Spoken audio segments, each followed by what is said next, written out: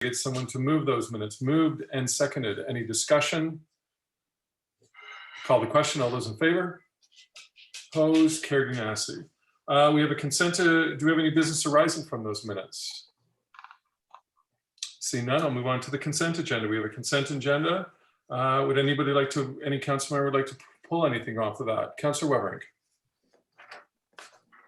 Yeah, I'd like to pull off D, Canadian Pacific Trails Association lease in Belcarra Park. Okay. Anything else? With that being removed, I'll make a motion to, could I get someone to move the remaining consent agenda? Moved, seconded. Any discussion? See none, all those in favor? Opposed? Carried unanimously. We'll now go on to 7D, Canadian Pacific Trails Association lease in Belcarra Park. We'll put the recommendation out first. Councillor Weberling, could I, the recommendations that council received the communication dated April 7th, 2021 from Canadian Pacific Trails Association regarding termination of their lease in Belcarra Park. Could I get someone to move that? Moved and second of the receipt of the communication. I'll now move it to you, Councillor Weberling. Thank you, Member Pugh. I just wanted to speak to this. I'm not a trials rider myself, but I know the Trials Club has been in that area for quite some time. And I know there is pressure for more parkland in Metro Van. I just wonder if now is the right time to kick them out of there. It's not a huge group that uses the place. It's not a well-used area by recreational users. I think there's a way to coexist, and I'd like to support them. I know there's a lot of Anmore residents that ride trials and are really going to miss that park. It's a rare place close to the Tri-Cities that these guys can go. It doesn't really make a lot of noise. I don't think it really disturbs anyone. So I just wanted to throw that out there and speak about my support. Well, as Parks Chair, I'm quite well versed in this subject. About a year ago, we had a report that came to the Regional Parks Committee. Again, these are regional tax dollars that go towards this park, and we saw quite an extensive photo collage of the environmental aspect or damages that are being caused. What's happening, Councillor Weberink, is the Trails Association that we're working on the rock faces on the one side of the road, which is the BC Hydro property, which was the former, what is it called? The former, they've decommissioned it now, the Burrard Thermal. And what had happened is they migrated across the road into a park area and also a federal park as well, which is Admiralty Point, and have started making their own trails throughout that system and causing quite a bit of environmental damage. So last year we actually gave them notice and said, look, we're going to be ending your thing. You're going to have to move on somewhere else off of the parkway. You can still be on the Burrard Thermal site because it's not under our control. So we gave them extensive notice about that. But we are getting, as you're probably very well aware, Belcarra Park needs another parking lot. It also needs an extensive amount of trail work to be done. So we are already bringing on a master's plan in regards to be able to take back those trails, bring the environmental aspect back to them, as well as be able to open them up to the public. So. Okay, and actually that was going to be my question, Mayor McEwen, is are there some plans for the park? And it sounds like there is a master plan. Yeah, it's in development right now. And the big thing was the environmental aspect. And it wasn't necessarily the trials. They're still going to be able to do their trials up on the rocks and that. It was them going across the road and going into the regional parks and making their own trails and causing a lot of damage in regards to the park. And the fact that as well, Admiralty Point is a federal park. We're working both with them to be able to coordinate a better kind of layout of the park, and as well the Tsleil-Waututh, which we're going to be putting in an interpretive center with the Tsleil-Waututh. They also want that activity ended as well.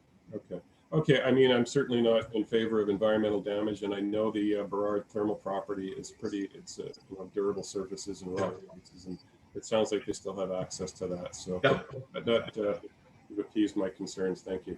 Good. Any other questions? So we're just moving receipt of this. None. I'll call the question. All those in favor? Opposed? Carried unanimously. Okay, we're now on to legislative reports. 9A, the Anmore tax rates bylaw. The recommendation would read? I can speak to this maybe just briefly, Mayor McEwen, prior to the recommendation being read out. So I just wanted to verify for members of the public and members of council tonight that this tax rate bylaw is a reflection of the financial plan bylaw that was already adopted by council. This tool is essentially just enabling the village to be able to collect the taxes that have already been outlined as required in the financial plan bylaw that's already been adopted. So the recommendation for tonight, give me one moment. Bear with me, sorry. I'm with one screen.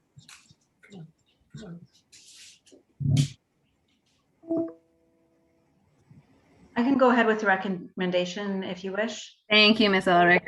That council grant first, second, and third readings to Anmore tax rates bylaw 643, 2021. Thank you. Can I get someone to move that? Moved, seconded. Any discussion? I'll call the question. All those in favor? Opposed? Carried unanimously. Thank you both.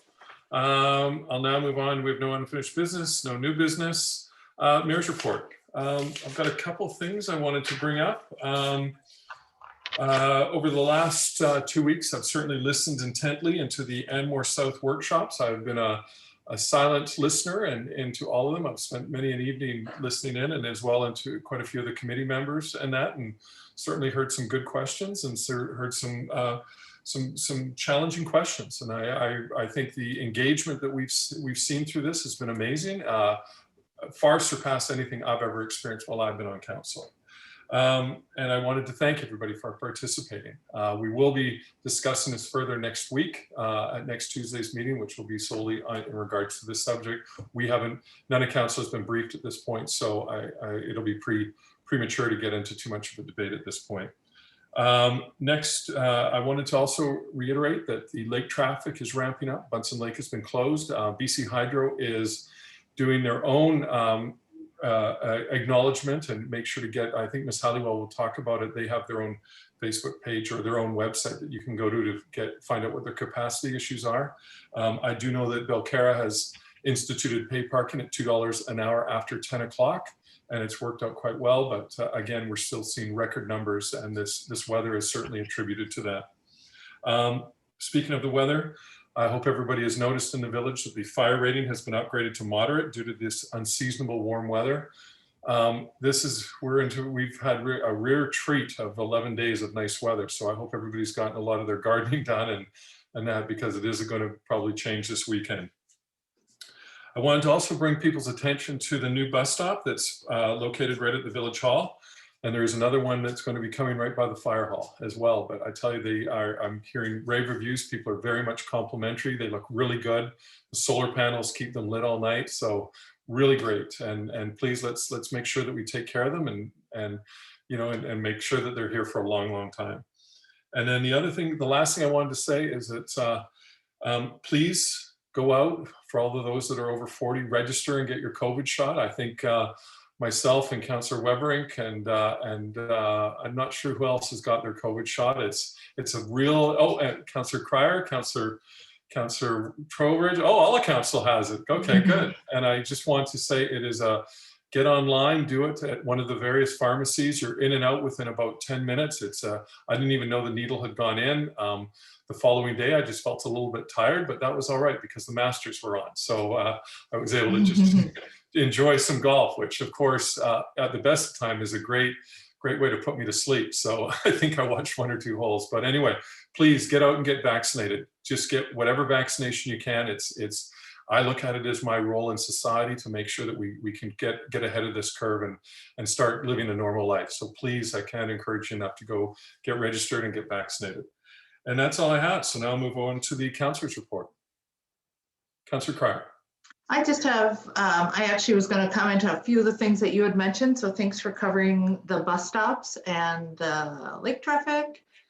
And I also wanted to mention that the ADCO trailers are looking very sparkly. I think they had a good bath a couple days ago. Is that correct? If I'm totally honest, I haven't come into the village that way. Yeah. And I haven't been to the village hall often, so I hadn't noticed, but it wouldn't surprise me if they wanted to make sure that things are looking as good as they could. Yeah, they look really good. So please pass along thanks. I did see the village truck out there with the big tub of water. So I think they were doing some pressure washing. So it just looked really well. Well done. So I also just wanted to briefly touch on regarding Anmore South and the engagement. I too, like Mayor McEwen, and I think the rest of Mayor and Council, we've sat in on a lot of the meetings, our respective committees, as well as the open house and several workshops. And Mayor McEwen is correct. The dialogue has been great. The conversation has been good. I think staff has done a really good job guiding the conversation and getting people to speak up when they may not be comfortable doing so. And so it was really refreshing. And I think that that during this difficult time, we're reaching a lot of people, and I think that's really terrific. But I just want to touch briefly, and I don't want to say anything more than this on the social media that has been happening around Anmore South. I myself have quit reading it, and it's really unfortunate the tone of what's being said. I've had a lot of great phone calls and emails from community members who were having a good dialogue about conversation, and it's all very respectful and very kind and very understanding of there's two sides to this and we just need to talk about it, and that is why we're doing the community engagement. But it's just very disappointing at the tone of what we're reading on social media. You know, I don't blame anyone that has wants to engage in a reasonable conversation to maybe not go on there, because it just seems very heavily sided, and from where I sit, simply me, very hurtful when we get chastised as a group for not being transparent and not having the best interest of the village at hand. I think that's not what we are as a village, and I think that that's not what we are as a group. And if you've gotten that impression, I think that's unfortunate, because there's simply no truth to that, and it's not something I'm willing to stand up for on social media. I'm happy to have a conversation one-on-one with anyone, but it's embarrassing, I think, for anyone that would look at those conversations about what people in our village are saying. I think it's unfortunate. So I hope we can get past that, and I hope that we can have some good constructive dialogue, because I think I can speak for Mayor and Council that we do want the best for this village. We have children that live here. We want them happy. We plan to be here for a long time. So I talked longer than I wanted to about that, but I'm very passionate about it, and I think it's very it's hurtful what I've been reading. So thanks for listening. Thank you. Any other councillor reports? Councillor Weber. Yeah, I just wanted to make a comment about the bus stop, and as having a person in my family that uses transit a lot, they will be happy to hear that there's going to be one going by the fire hall. That's probably the most popular bus stop in Anmore.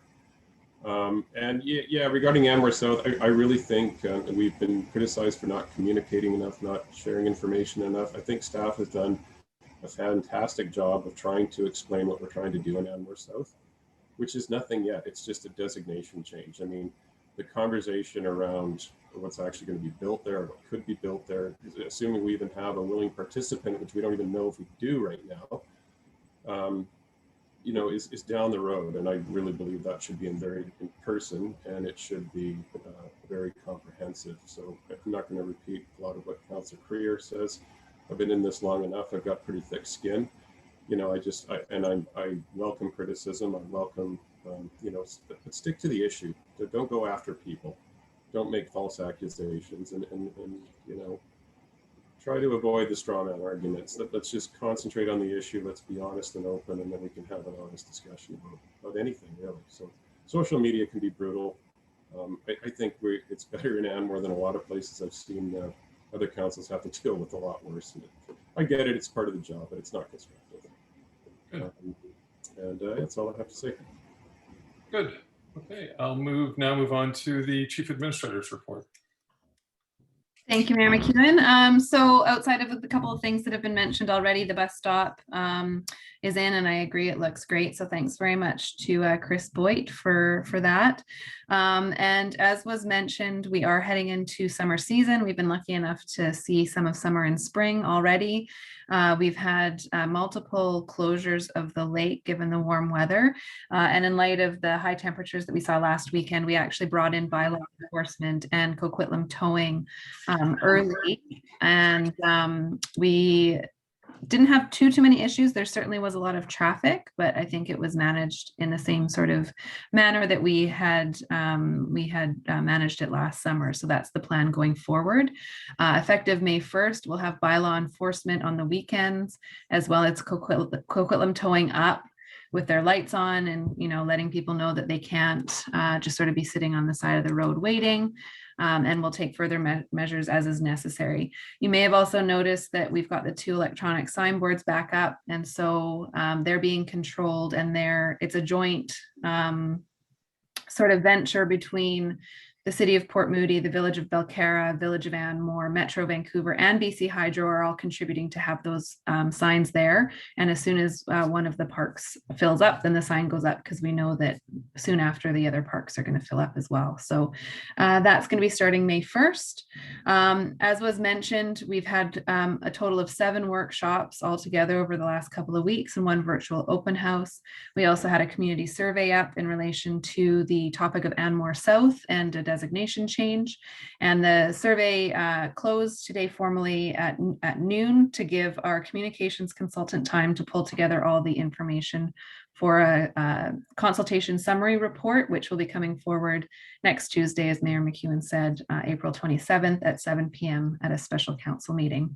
And finally, just in the same vein that Mayor McEwen had mentioned earlier, there's been a number of new travel and public health order, travel restrictions and public health orders that have been indicated and will be formalized effective Friday, I understand. And so we're just really encouraging everyone to stay home as much as you can. And if you need to go outside, which, I think everybody does, and it's very, very important these days, stay local, stay in your community, and certainly don't travel outside of your health authority.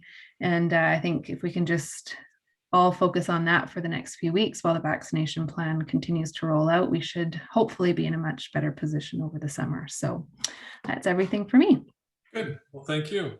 Move on. We've got 1 information item, or 2 of them, which is the Metro Vancouver Board and Brief meeting held on March 26th.